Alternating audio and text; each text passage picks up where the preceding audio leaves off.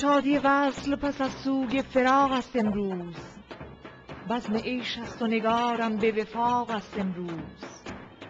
چنگ و عود و دف و نی، ساقی و بربط گل و می، شکرالله همه ما را به اتاق است امروز.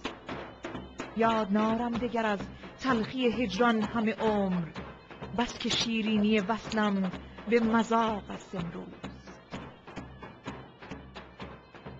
دلبرم از در یاری بخرامید مگر، کوکب بخت رقیبان به محاق است امروز.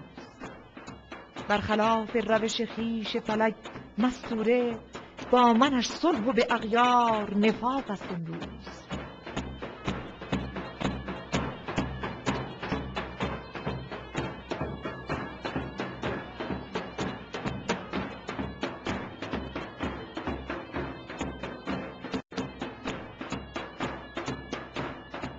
ئەو ساڵە بەهۆی وشکە ساڵی و قەیرانەوە خسرۆ خان هەموو قەرزەکانی سەر خەڵک دەبەخشێت. مژدەی دل بر تنم جان می‌رسد، قاصدی از کوی جانان می‌رسد. باد عنبربیز می آید مگر، نکهت یوسف به کنعان می‌رسد.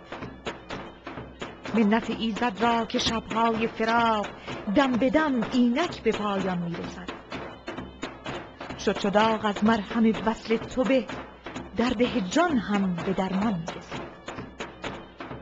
جوی اشک از دیده مستوره مباد، سویت آن سرو خرامان می‌رسد.